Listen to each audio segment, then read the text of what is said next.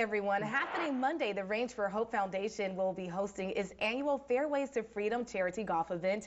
All proceeds support the organization's mission to provide vital programs and resources to veterans right here in the South Carolina area. Here with more is the founder of Range for Hope Foundation, Alvin King. Alvin, thank you so much for being here. Thank you for having us. For those who are watching, I said a little glimpse about it, but I want to start with what Range for Hope is all about because your organization just does incredible work in the community. Tell our viewers what it's all about. Absolutely. So Range for Hope uses golf as therapy is kind of the quick, easy spill about it. For the past 5 years, we've been able to kind of bring in the military community as well as their family members. And so the thought process was we wanted to give not only the veteran or the service member a program or a service, but we wanted to give their family something to kind of really help sustain that veteran. You know what I'm saying? Yeah. And you have several golf events that happen throughout the year.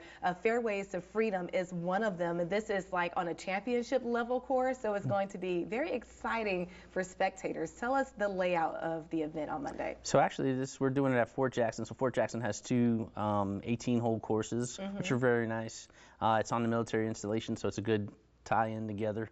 But we're looking to have, there'll be 130 some odd golfers out there participating, and we're excited. You know, this is an annual event that in the springtime that we do, just like you said, and we have one in the fall, King for a Day, and we do 6 months of golf lessons 4 days a week that are going on right now. So go to the website and check it out. Good. And there's still sponsorship opportunities. Oh, absolutely. Right? There's always opportunities to donate and be a part of that. And what's exciting about this event is that this year, Evan Williams, so I was selected as the 2025 American-Made Hero through Evan Williams Foundation. Congratulations. And so, thank you. And then Evan Williams will be out at the tournament, and people will be able to taste. They're going to release 2 bottles of bourbon, one with the Range for Hope logo on it and one with my face and the other heroes on it. So what a humble brag. Yeah. You're being so humble about it, but that's a great thing for you, a great accomplishment. So we'll be out there responsibly, tasting.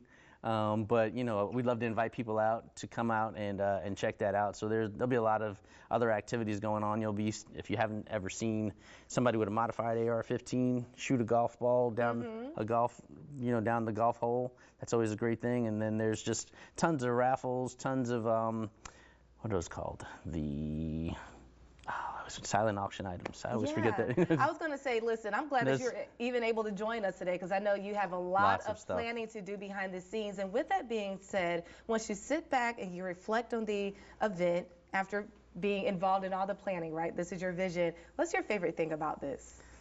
The best part for me is, like, I always like to drive around and chat with everybody who's playing. So there's 120 to 130, 140 players come out, and some come from Charlotte, from Augusta, from Charleston, from Virginia, and just getting out there and be like, hey, how's it going? How do you do? Like, how'd you hear about us? What was the connection there? And so it's always like you say, a humble brag to be like, wow, there's people coming from all over to kind of be a part of this event here in this specific, and in Columbia, in the Midlands, and so it's always that's what keeps me humble. It's like just wow. And your story, I mean, when you started the Range for Hope organization, what was your vision and your why?